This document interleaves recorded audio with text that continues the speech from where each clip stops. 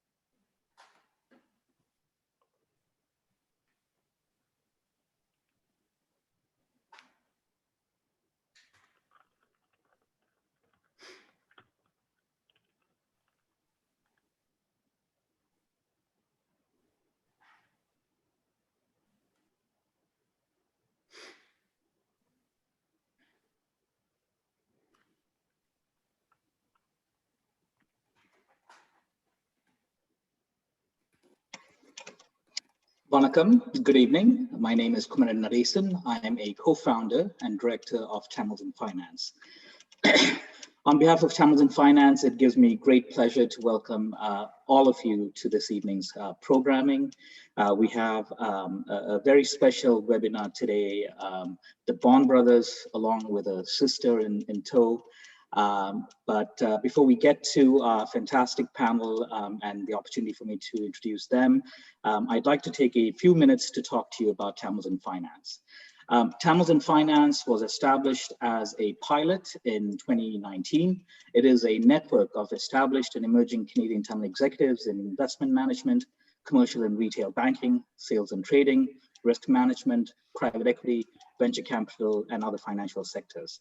Our goal is to provide our nearly 300 subscribers to date with a unique opportunity to mentor and support each other, purposefully grow their professional networks, importantly advocate for more inclusion, representation, and accessibility in the financial services sector, and generally strengthen the collective influence of Tamil professionals in finance.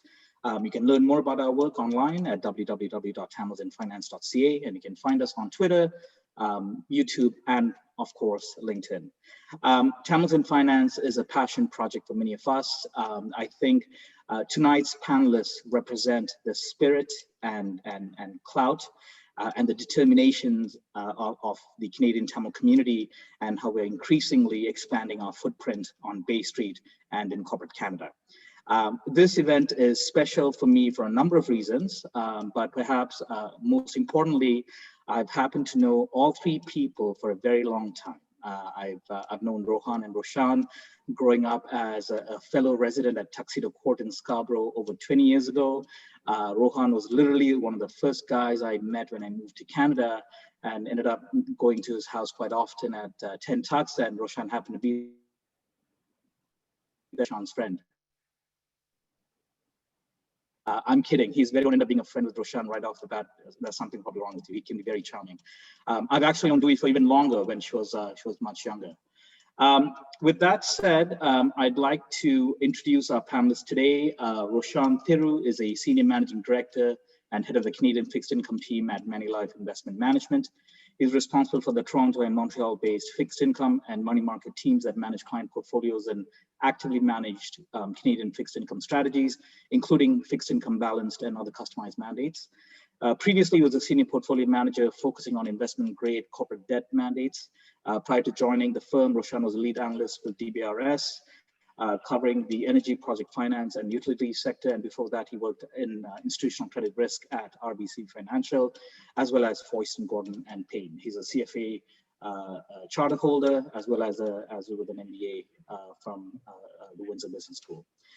Rohan Thiru is an experienced finance professional, having worked in accounting, credit research, and asset management. He's currently responsible for the domestic fixed income portfolio at Canoe Financial, one of Canada's fastest growing independent mutual fund companies. Prior to joining Canoe, he was a credit portfolio analyst at Dynamic Funds and was a credit research associate on the fixed income side at RBC Capital Markets. Rohan holds a Bachelor of Mathematics and a Master's in Accounting from the University of Waterloo. He has a CPA designation, as well as a CFA charter holder. And I'm glad to say this part. He's also a fellow director on the Conduit Impact Foundation, which is a nonprofit that a few of us run that looks at humanitarian assistance and international development work with Tamil and other vulnerable communities in the north and east of Sri Lanka. Last but certainly not the least, moderator for this fiery fireside chat, I guess, is going to be Duwi Yogeswaran, who has spent the last 10 years working in the capital markets, predominantly in sales and trading at BMO Capital Markets. Prior to her current role, Duwi completed the sales and trading rotational program at BMO Financial Group and worked across trading desks in global equities, fixed income, and Forex.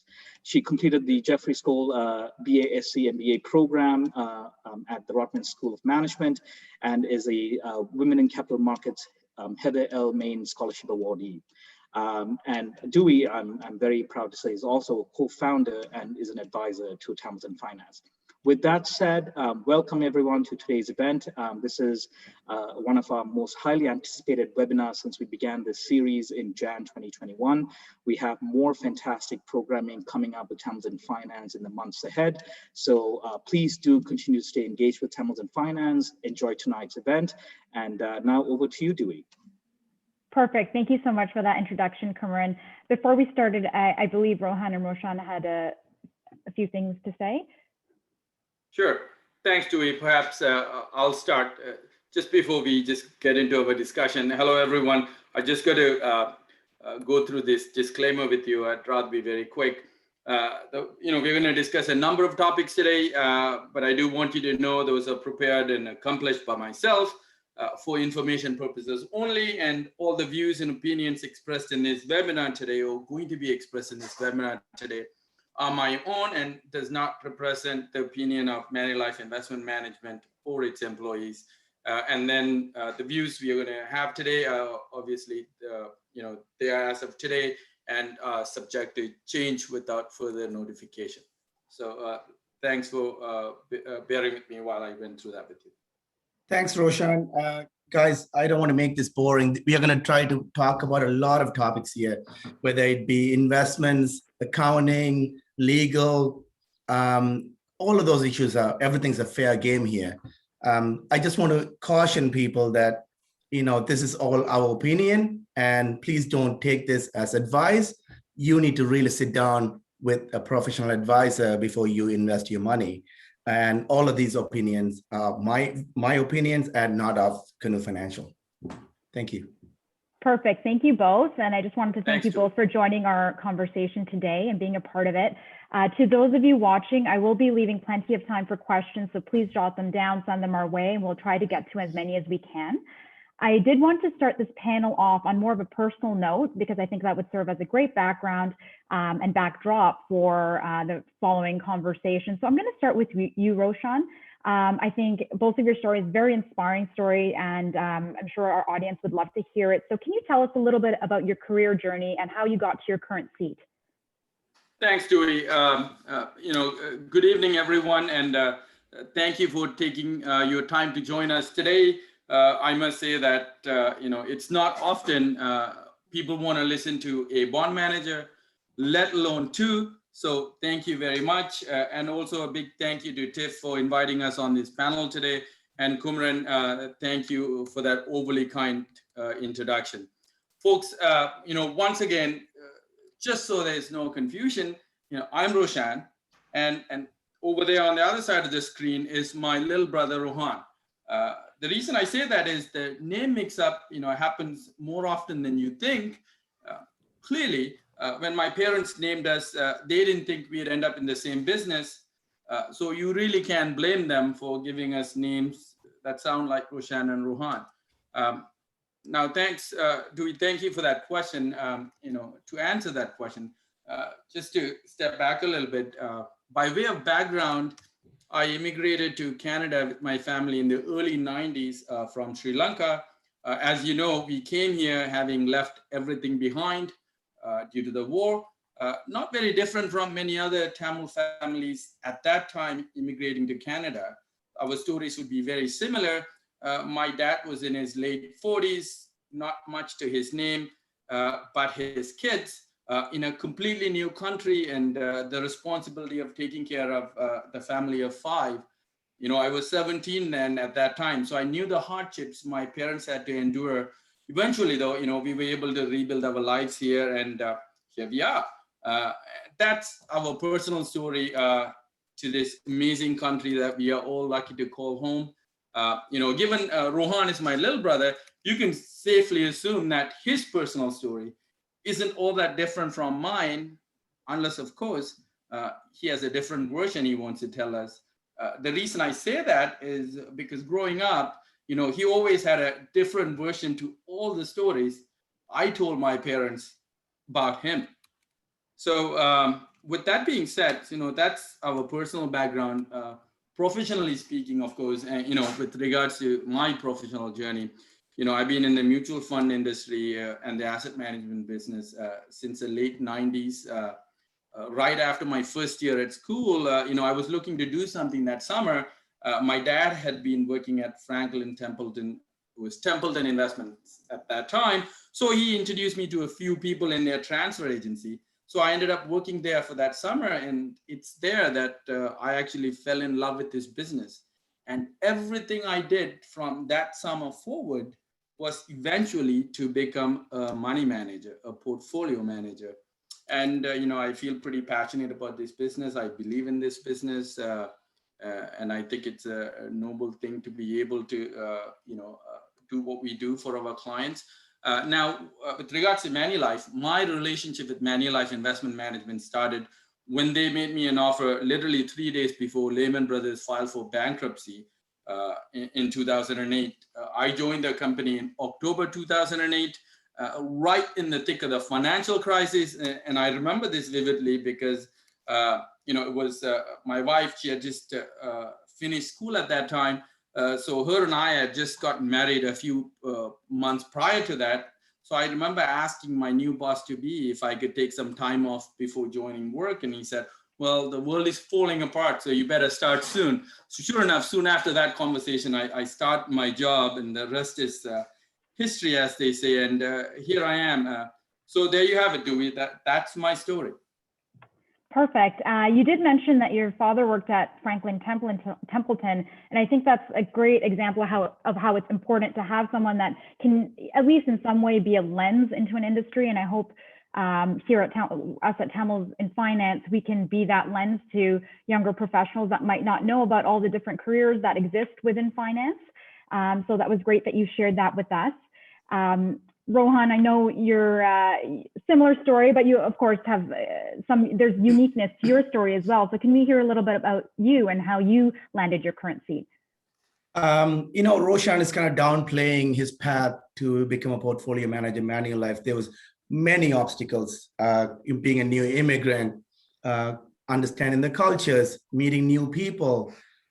So again, it was lots of struggles, but it made it easier for me because I had an older brother to kind of look up to and guide me in the right path. And we'll go into that in a bit. My journey into becoming an investment professional started by accident, complete accident. I wanted to be an engineer, so I applied for Waterloo, McMaster, and UFD. I had 3 applications. Without me knowing, Roshan applied for this program I didn't even know about at University of Waterloo called Math Accounting. And to my surprise, I did not get into any of my engineering programs I applied for. Luckily, I got into this accounting program. I did not know the difference between debit and credit at that point. I had no idea. But because I got in, I went in, finished my CA, and did my CFA. And because Roshan was already in the industry, it made it that much easier to navigate through all the obstacles that he overcame to ultimately end at Canoe Financial managing fixed income. It is not entirely coincidence that we all ended up in the same industry. He had developed this network of people, and when opportunities come up, he would kind of guide me in that path. So the most important lesson I have learned from this, having those connections is probably the most important thing you can have. This is about people. It's about managing money, but it is about having to deal with people. And Roshan is outstanding at that. He's a born leader. So it made it that much easier for me to end up in this profession. Yeah, and I think your story is a great example of one door closing and another one opening, and that's obviously worked out very well for you. So you did mention that Roshan played a big impact in your career. Would you say he was one of your bigger role models? Well, sometimes you don't have to look too far for your role model. I grew up with my dad, who was always around us, and I can always look up to Roshan. One thing I learned from my dad is taking life lightly. You know, we are in the business of dealing with people all the time. And you want to be around people who are fun, having a good time, laughing. And my dad taught me taking life lightly and having a good time. It's the most important thing. He likes to have so much good time that he's going through a triple bypass surgery right now. But that being said, he taught me a lot about how to live your life. And that has helped me in my career. And Roshan, like I said, he's a born leader. And I'm not. He's great with people and public speaking, because we are in the business of teaching people about investments and the markets. It is important to be standing in front of 300 people and sharing your ideas and convincing them that you're right. And I was able to learn a lot of it. I used to be not good at public speaking. I used to be shaking. And I was able to kind of get the proper guidance from Roshan to be able to do that effectively, to a point where now public speaking is second nature to me. So I would say my dad and Roshan growing up were the two people I looked up to. Perfect. And Roshan, did you have any role models that you wanted to add to that? Well, I'll say this first. First of all, Rohan is being overly kind. Thanks for that, Rohan. But, I think it's important to know leaders and leadership comes in many different shapes and forms. It's important to have substance over style. I think people like Rohan have a lot of it. Sometimes in certain places they value people, who are more overt, and but that doesn't mean they're great leaders. And Rohan and others I know, they have all the right skill sets, and leadership is something, that you develop over time, just like everything else we do. So with that being said, I'll say this, Duwi, this role model thing, to be honest with you, I've never told my parents they're my role models, but I'll say this, but my parents were my role models growing up. That probably sounds, pretty typical, like what you said, what Rohan said, because most children look up to their parents, not mine, but most children look up to their parents. But I'll say this, as I get older, as Rohan and I have our own kids, we have grown to appreciate their tenacity. We fret about careers and progression and buying a house, so on and so forth. But their issues involved survival, migration to Canada, establishing roots for their 3 kids in a new country, and all those pressures, on a different scale from anything myself or my brother or my sister would ever have to face. Their tenacity in overcoming those pressures and remaining positive, while it may not be unique for them, having been their son, for that reason, it's hard for me to look up to anyone else as a role model except my parents. Perfect. And I think that story of looking up to your parents is something that would resonate a lot with other first-generation Canadians that are likely on this call, because a lot of us were in the same boat. So thank you, both of you, for sharing those stories very candidly. It serves as a great backdrop, and it's always good to hear about people's backgrounds and how they got from point A to point B. I'm going to transition now to more of the meat of the panel and start talking a little bit about inflation. So this morning we saw year-over-year core inflation printed, highest since 1995, and we know there's a ton of money that's been put to work in the system. So I'm going to point this towards you, Roshan. With all this money being put to work in the system, where do you see inflation going? What's your view? Thanks, Duwi. And like you said, it's a very timely and topic. It's extremely topical, so to speak. Now, remember, first of all, for everyone who's listening here, always remember, inflation is not a magical force. All it is it's just a general increase in price levels you see in economy. It doesn't matter what you buy. It's basically something economists define and measure. So just because we see limited inflation in goods and services and wages doesn't mean prices aren't going up. If you look at real assets and financial assets, I'm sure you've seen and experienced huge price increases. As you know, the housing market is an excellent example of that. That said, inflation is the wild card. Near-term inflation rates are going to be elevated because I think it's going to be transitory. What do I mean by that? These are passing clouds, so to speak. My views on inflation are premised on inflation not being sustainably over 2%. But I'm going to say this importantly. This event, this panel discussion is going to go pretty bad pretty quickly. If I talk too much about inflation, so I'm going to be pretty brief here. So we are coming off a historically massive disruption to demand. The entire Western world were in lockdown last year, as you know, and not surprisingly, prices for goods and services have plummeted. Now, as economies emerge and from this hibernation forced by COVID, prices for goods and services will rise. And when we compare them to the prices a year ago, they're going to look startling, right? So in the near term, inflation numbers are going to look bad, and there's no way around it. And I'm going to say this quickly. My 8-year-old daughter, Maya, is watching this tonight. So this one is for her. My daddy will explain what inflation is to you later, but I do want you to know that prices are going up, even for puppies. So that's for her. So that being said, how sustainable are these inflation? I got to tell you, I still believe in a world with low inflation over the long term. It's been decades. You got to go all the way back to mid-90s to see inflation about 2%. Inflation hasn't been an issue for the developed world in a very long time. And the reason for low inflation is very well understood, right? Whether it be technology, demographics, globalization, the amount of debt that has been piled on over the last 10 years. So on top of it, you're no longer getting this double-digit GDP growth from China, which propped up inflation globally. So all these factors remain firmly entrenched. They're not transient. For that reason, I just don't see inflation in excess of 2% through that cycle. That back to you, Duwi. So, you're in line with what the Fed thinks also, that inflation may bump up, but it's not going to get out of hand, essentially, right? So I want to stick to this inflation theme because I think it's very important. Rohan, can we hear a little bit from you and about your view? I think Roshan did an outstanding job covering the big picture here.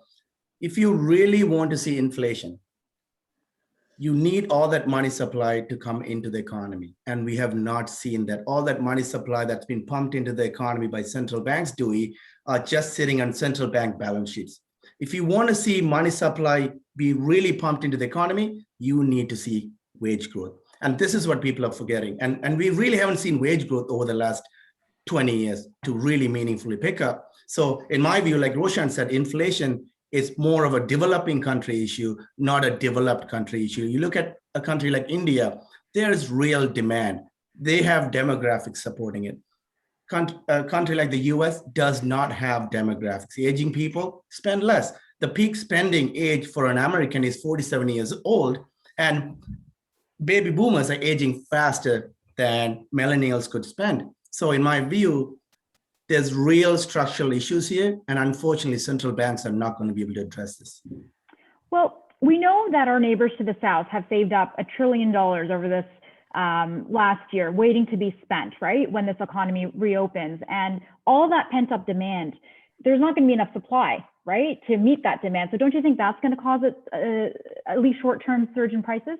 Dewey, very good question. And this is what some of it Roshan was talking about. The inflation that you're seeing, the numbers that are printing higher, a lot of it is just the economy just reopening. So naturally, you're going to see higher prices.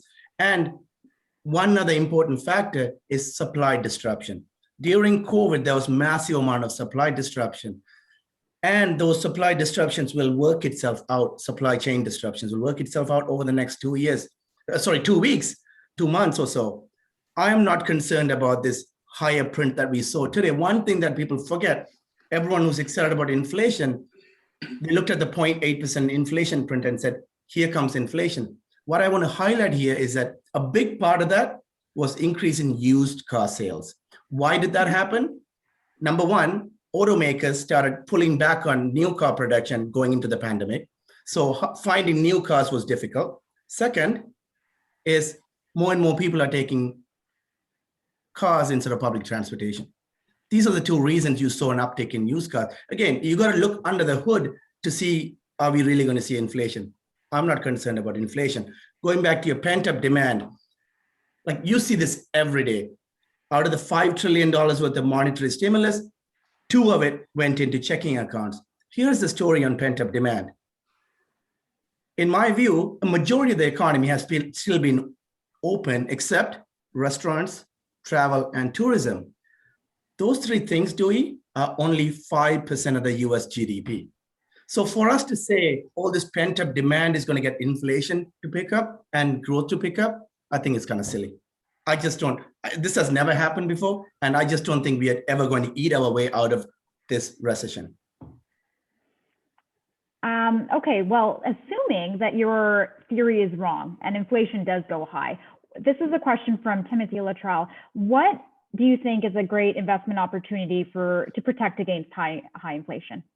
So the only way I'm going to be wrong here, there's many ways I could be wrong. One way I could be wrong here, Dewey, is you start seeing wage growth pick up because you see lower labor participation. So companies are looking for people to work, and naturally you got to pay more to get people in. Now, if you're concerned about inflation, there are 3 types of asset classes you can look at. You can look at commodities because they do well in an inflationary environment. Real assets like real estate and infrastructure assets do well. Also, if you're concerned about inflation in the US, look at other currencies, not the US, because inflation hurts the US dollar. Deflation helps a currency appreciate. Look at the yen. Yen has appreciated since the 1990s because of deflation. So look at other currencies, don't invest in the US. Perfect. Thank you for that, Rohan. I just want to remind the audience, if you do have questions, please send them our way throughout the panel. I'll try to get to as many as I can. I think this is a great spot for us to pivot over and talk a little bit about interest rates. So we've been in a low rate environment for a prolonged period of time. And I'll point this one towards you, Roshan. Maybe you can talk a little bit about what implications that has had. Sure. Thanks, Dewey. Another great question. So, there are a number of effects of rates being so low for such a long time, right? First of all, the obvious effect of rates being so low is, this fueling, this explosion of debt levels. The amount of public and private debt we have piled on in the Western world, it's insane. As you all know, our consumer base in Canada is one of the most over-leveraged in the world. Canadians are not shy to borrow money, and it's all because the cost of borrowing is pretty low. Another impact, secondly, is obviously in today's debt environment, rising rates will quickly bring economic growth to a stop, because after a certain point, after having certain level of debt, it becomes deflationary. And I think we have gotten to the point where we have piled on so much debt. And the third point I want to make is, when you're facing aging demographics, as Rohan talked about, and the rates are so low, retirees actually end up saving more to maintain their current level of income. You're not going to entice retirees to buy that fancy car or that fancy new home by lowering interest rates. It's just not going to happen. So instead of stimulating consumer spending, low rates actually end up having the exact opposite effect. And this is the paradigm of low interest rates. So, and the last point I'd mention is that low rates are also driving an even wider income and wealth gap. Asset owners are benefiting. Those who don't own assets fall further behind, but the ones who own financial assets and real estate assets are doing, swimmingly well. And what this does is it causes strain in our social fabric. And, these are the inevitable consequences or unintended consequences of having extremely accommodative monetary policy for such a prolonged period of time. I'll say this too, I didn't even touch on negative rates yet. A number of countries in the Eurozone still have negative rates. The concept behind negative rates in itself is absurd enough. This idea that you lend money to someone and then you pay for them for the privilege of doing so, sounds pretty absurd, right? That's, in essence, that's what it is. A few years back, I remember there were a number of companies in Scandinavian countries. They were actually overpaying their taxes to the government only to get it back the next year, because if they were to keep it in the bank, they would have to pay these negative interest rates. It's just some of the unintended consequences, these negative interest rates, and negative interest rates have been a pretty bad value proposition for the European banking sector. And I'm sure you would know, when negative interest rates initially hit Europe, there was a huge demand for lockboxes, because people would rather keep their money in lockboxes than keep it in their bank account. So, as a society, as humanity, I think we have a lot of things to fix over the next couple of generations, and we're going to get them done. We're going to have to go through some pain to do it. With that, maybe I'll pass it back to you, Duwi. Perfect, thank you. And you mentioned the high levels of debt, and I know our chief investment strategist, Brian Belsky, always mentions if there's one thing you can count on the North American consumer for, it's we love to buy stuff. And I think that's very, very true. And in these low rate type of environments, it becomes even more true. So that provided an excellent framework for my next question. So it was more backward looking. I want to look more forward looking now. So I'm going to go to you, Rohan. Can you tell us about where you think rates are going? What's your forward looking view on rates? So Duwi, if I want to think about where rates are going, I look at what drives rates. It's going to be growth and inflation.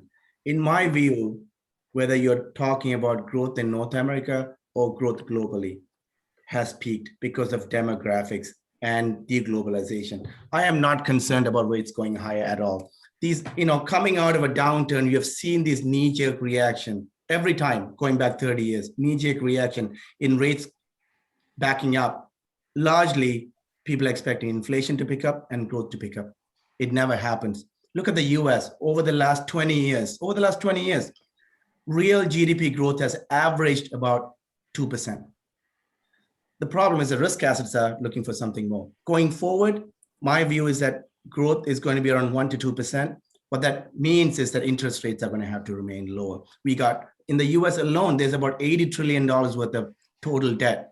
What that means is that 1% backup in interest rates is going to wipe out 5% of US GDP. This is why I want to go back to what Roshan said, debt is deflationary. And in my view, rates are only going lower in North America. And my biggest concern is that Fed is out of tools. They've run out of room in terms of lowering rates. Where do they go from here? I know they've been stubborn about not going negative on overnight Fed funds rate, but in my view, markets are going to force them to go lower, because that is the only way you can get any growth out of this economy. So you think rates are not going to change. And I agree with you. Looking to Canada, the Bank of Canada expectations, there's not going to be any move anytime soon, which is going to help anchor the front end of the curve. But there are some growing positives that they can't deny. We've seen some great economic numbers come out. You mentioned, one of you mentioned the Chinese economy hasn't had double-digit growth, but it is predicted to grow 9.5%, which is astounding. U.S. is predicted to grow at 7% this year. So both of those economies imply strong orders for the types of goods and services that Canada produces, right? So what kind of factors do you think counteract that good news and keep you so bearish? So again, I would caution viewers about reading headline numbers. People are talking about the US growing at 6-7%. Again, you're coming from a very low base, like Roshan said. Obviously, if you look at relative basis, the numbers look good. Again, China, the economy got crushed with global growth slowing down and exports being a large part of the economy crashed. Now, when you throw debt at an economy, you will see some growth out of it initially. But are we going to start seeing organic growth? No. This is why about 2 weeks ago, when Bank of Canada came and said they're going to start pulling back on stimulus, I was shaking my head thinking here, US, which is largely a closed economy, meaning they do not have to rely on global growth. They are still keeping monetary policy easy, Dewey. Yet Canada, like you said, we rely on global growth. And India is still a mess right now. And South America is still a mess in terms of COVID crisis. We have decided to taper. It's a big mistake. We are going to touch on housing market in a bit, but I think Bank of Canada has gotten ahead of themselves. They're going to have to go a step back and have to revise their messaging. In my view, global growth has peaked. I think Canada's economy is largely tied to the US. And I think 1 to 2% is the best we can squeeze out of the economy going forward. Perfect. And you mentioned the housing market. I did want to touch upon that really quickly before we start getting to some of these questions. So we've been talking about rates and in particular low rates. And we know those low rates have helped balloon asset prices, whether it be the equity market or the housing market. I want to touch upon housing because it's always a hot topic and something people love talking about. We know in Canada what the story is. Where do you see, Rohan, this playing out? How do you see the Canadian housing story playing out? And can you specifically touch upon geopolitics and how that affects the Canadian housing story, please? See, Dewey, I think people pay a lot of attention to where rates are going and, it's inflating property prices. That's one part of the story, you're right. But you touched on a very important point, immigration. The main reason why you are seeing these kind of house prices and price levels accelerate is largely because of immigration. You look at the world we live in right now. You look at China, the tensions in South China Sea. You look at Middle East.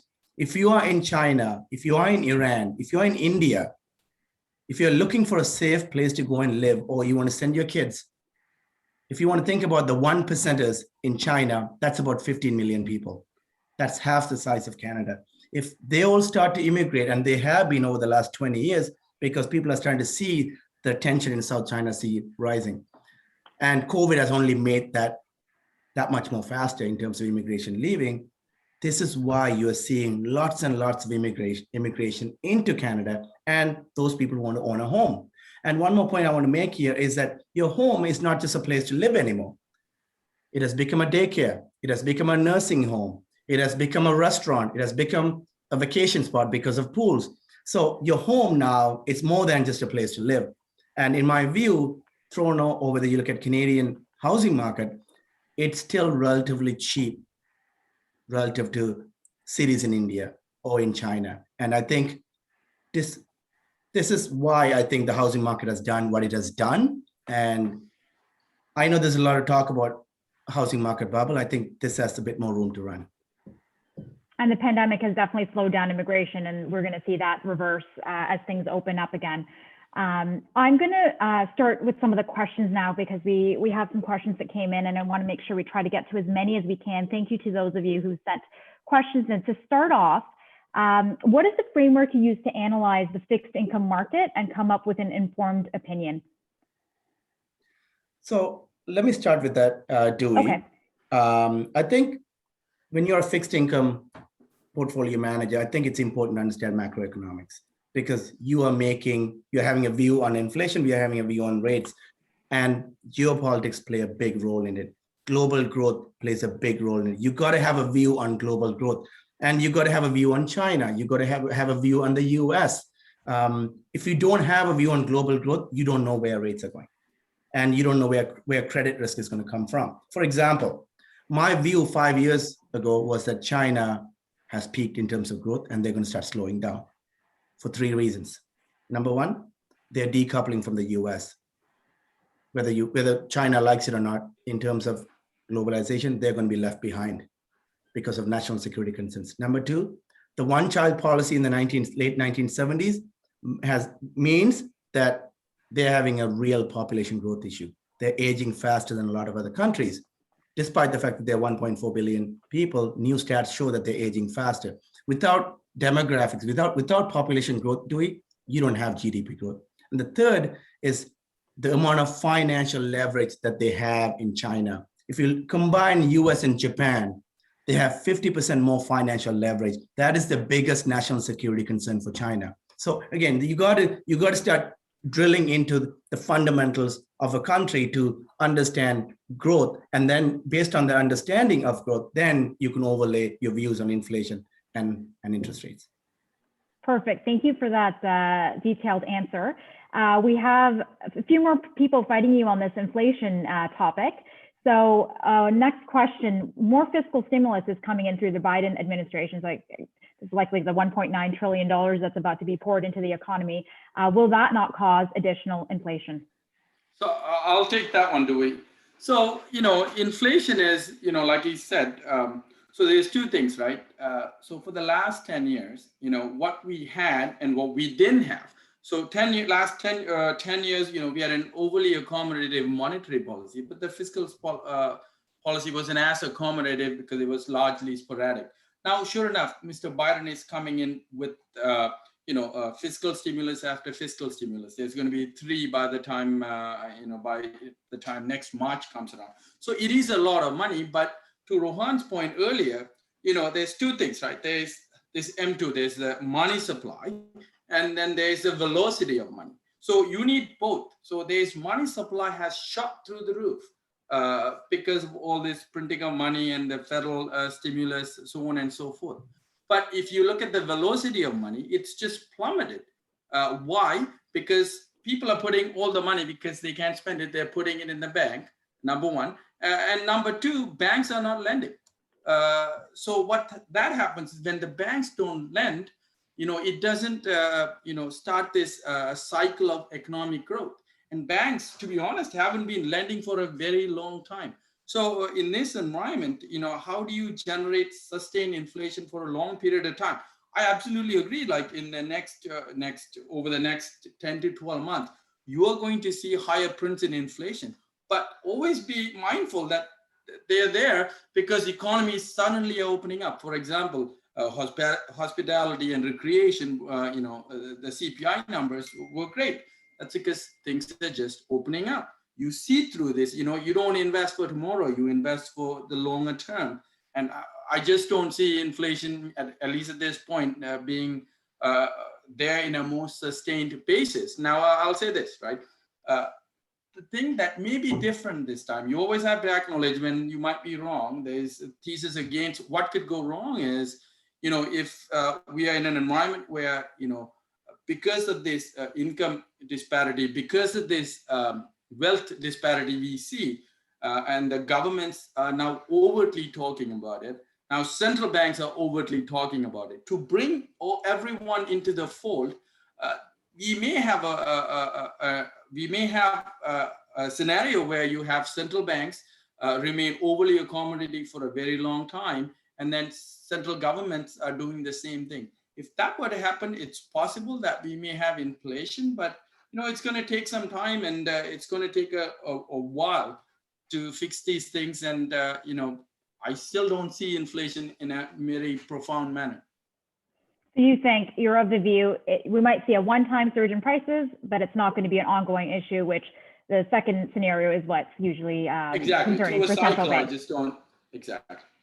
Okay. So I do think rates will be higher from current levels, but I just don't see, over long term, I think versus historical standards, I think rates are going to remain low. And as we said, when you pile on this much debt, there's a cost to rising rates. It does a lot of different funny things to the economy, and it does crazy things to the risk market. You just remember 2018, the Fed started hiking rates, and you saw what happened to the risk markets very quickly, and the Fed quickly reversed their stance. So, there's this push and pull is going to be there, and which is why I said it's going to take a very long time for us to, work our issues out. Perfect. We have a question here about the Canadian yield curve and its steepness and whether you see that steepening further. And for those of you who don't know, that's yield plotted against term. So, Dewey, if you look at the yield curve, the Bank of Canada could control the yield curve from 5 years and under. After that, it's a markets that kind of take over from there. And going back, I hate going back to this inflation and growth story, but right now, yield curves or rates, putting it another way, has backed up. Rates are backed up because markets are expecting inflation to pick up. There are three types of inflation outlook: market outlook of inflation, household outlook of inflation, and businesses outlook of inflation expectations. If you look at those three expectations of inflation, only the market outlook for inflation has picked up. This is why you're seeing the long end of the curve back up. Unfortunately, the household expectation of inflation and business expectation of inflation has not picked up. So in my view, I think over the next 6 months, you're going to see the longer part of the yield curve flat. Perfect. On that note, Dewey, maybe I just make one or two comments. I know most recently the Central Bank of Canada governor was, he was overwhelmingly buoyant about the Canadian economy, which was a surprise to many industry participants. But I'll say this, right? Just look back. Even if you look at the Fed, they're going to remain accommodative for a very long time. It's not too long ago the central bank, the Fed governor said he's not even thinking about raising rates. And not too long ago, the former Bank of Canada governor said, he hasn't ever heard of a firefighter being accused of using too much water to put out the fire. So my point being, they're going to remain accommodative for a very long time. Even if rates were to go up, the fact remains that given all the debts that's been building up in the system, given all the structural issues that we talked about, whether it be demographics or globalization, so on and so forth, it's going to take a long time. And given where the risk asset valuations are right now, right, you can't forget that, right? Whether it be equities or real estate or, every other asset class to look at, there's massive inflation. You are just not seeing that inflation in goods, services, and wages, but you're seeing it in every other place because all that money is finding its way into other places. So, eventually we may get there. It's going to take a long time. Thank you, Roshan. Speaking of different asset classes, we've gotten a couple questions here on cryptocurrencies, and we know that's always a hot topic, just like real estate. So what is your opinion on cryptocurrencies, especially on central banks and treasuries moving to blockchain-based currency? So I'm going to pass that one to Rohan. Thanks, Roshan. So Dewey, this is something that comes up all the time. Right now, yesterday, when I looked at the number of cryptocurrencies outstanding, there's about 5,000 cryptocurrencies. Bitcoin is number one. Its market cap is $1 trillion. So I always think about cryptocurrencies as the dot-com bubble. When internet came about, everyone started a dot-com company. There's going to be a couple of winners, and there's going to be a lot of losers with cryptocurrency, just like the dot-com bubble. You're betting on Bitcoin. You better be right. Otherwise, you're going to lose a lot of wealth. So it's like gambling right now. Investing in cryptocurrencies right now is like gambling. And the likelihood that you're going to pick the right winner, it's very slim. So I would stay away from investing in cryptocurrencies. And secondly, cryptocurrencies, I don't think they're going to become a fiat currency. The reason is because central banks play a key role in the economy in terms of inflation, controlling inflation, the labor market, and growth, they are not going to allow, let me repeat this again, they're not going to allow cryptocurrencies to take over as a main currency. And the whole idea of cryptocurrencies is that, well, there's only limited amount of them. You should buy them. It's like me saying there's only limited amount of my backyard, soil in my backyard. Why don't you come and buy it? But there's soil in every backyard. It's not limited. It's very misleading. And in my view, there's going to be a lot of people losing a lot of money on this investment. And we know a lot of ETF companies have made it much more accessible to the retail investor in the previous month, 2 months. So we'll see how that all plays out. Speaking of the retail investors, we've seen accessibility of trading really increase for the retail investor, and especially during this pandemic, a lot of people that aren't in finance have gotten into retail investing. And we've seen companies like GME, for example, that story, really trade not related to their fundamentals. Where do you see this going? So again, this goes back to what Roshan said, Duwi. The amount of risk-taking and complacency by investors, all this money, people sitting at home collecting the support payments and investing in these companies. When you're looking at a company, you got to look at the most important thing that matters is free cash flows. And that company almost went bankrupt. So this is all, again, just gambling in the casino because everyone has a paycheck now. So again, I would caution against all this kind of active trading that's going on right now. This reminds me of late 1990s, the amount of complacency and risk-taking that's going on. You want to be very careful with your life savings. You want to go back to the basics. You want to look at value. You want to look at free cash flow, whether companies are able to pay dividend. The basics matter right now, because if you don't, you will lose a lot of money. Discuss these things back then. And perfect. To your point about mentorship, that's also another major pillar of Tamils in Finance, and something we want to provide to young professionals, mentors that will help carve their careers and help them progress in their careers. So I want to end with some takeaways for our audience and those who have tuned in today. I'm going to start with you, Roshan. Can you tell us a little bit about the labor market with respect to finance in particular, and how you see it evolving in the next, say, 10 years? Thanks, Duwi. Excuse me, everyone. So, obviously the invention of technology and the innovation, it's been transforming the way we work for centuries. So there's nothing new here. That holds true now. I'd say it holds true even more now. The COVID pandemic has only made it, it's accelerated adoption of technology. I'd say, a couple of years ago, I went to my daughter's nursery graduation. And yes, they do have graduation ceremonies for nurseries. And the principal said, that 80% of the kids in that graduating class will work at jobs not even invented yet. So imagine how outdated our skill sets would be in 20 years. To hear that was shocking. And sure enough, it's there are other experts who say the same thing. Automation and digitization will transform many jobs in finance too. Before, when I started, or when Rohan started, getting a business degree or even a CFA designation would be sufficient. But going forward, I think you have to be technically proficient. You have to be able to program, and next 15 years, I think many of the job functions as we know it in finance may not be there or will look very different. So, look how we have gotten used to dealing with the machines at this point. So I guess my point is there will be a place for humans, but it's going to be more specialized, and you're going to have to speak the language, and that language is going to be technology. Yeah, and I think to your point, we've already seen that shift start where we're looking at candidates for our programs that have programming skills and automating skills. So that's definitely something for a younger professional that would be ideal to learn. If there was one takeaway, Roshan, that you can leave with our young professional that is watching today, what would that be? One piece of advice. One piece of advice.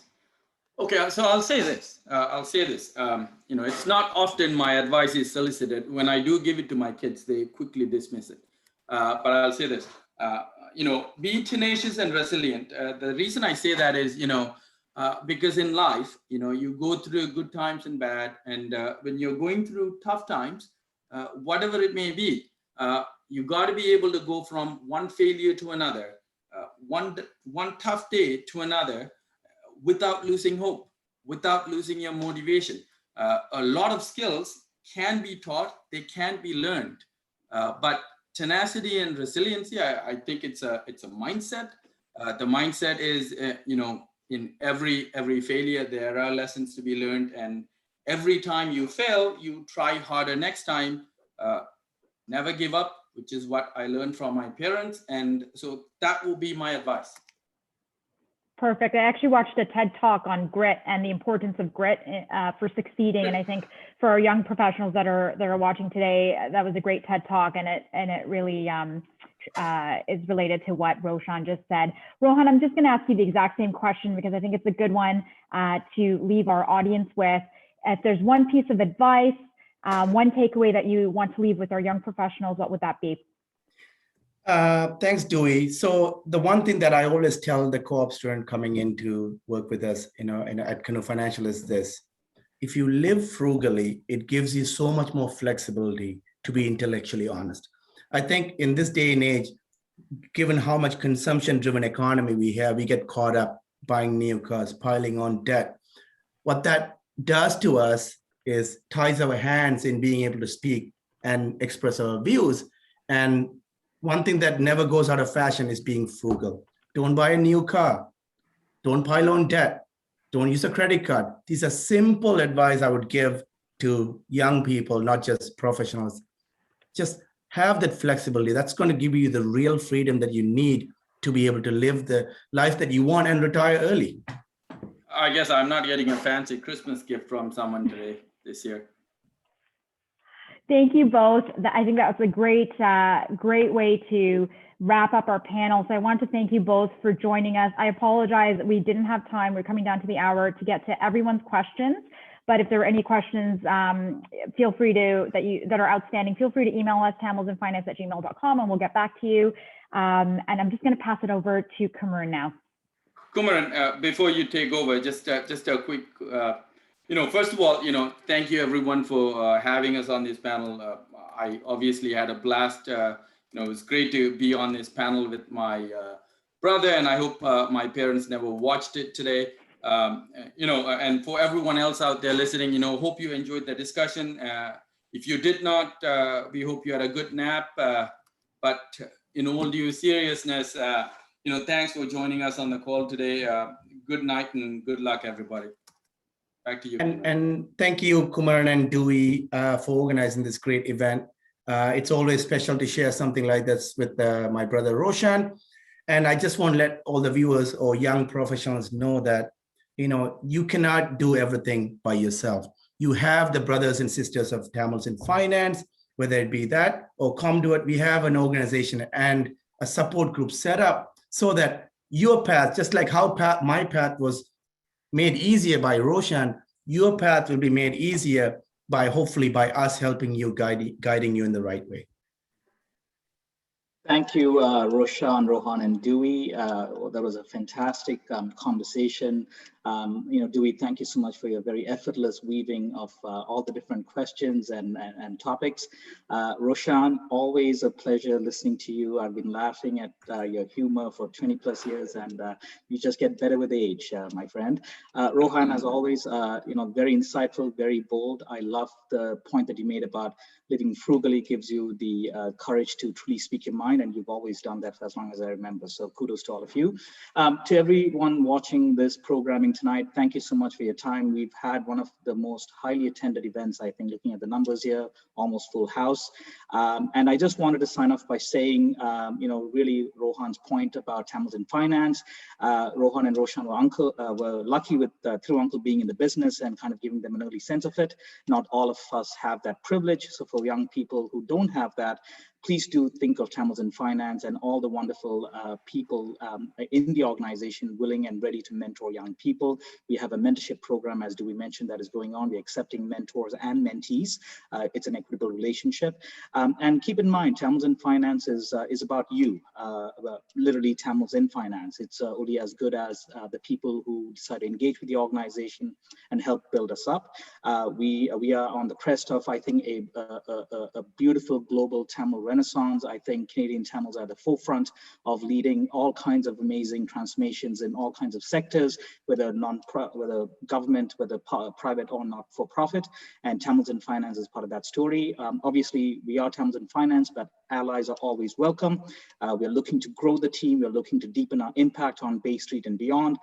So feel free to reach us at www.tamilsinfinance.ca or drop us a line at info@tamilsinfinance.ca.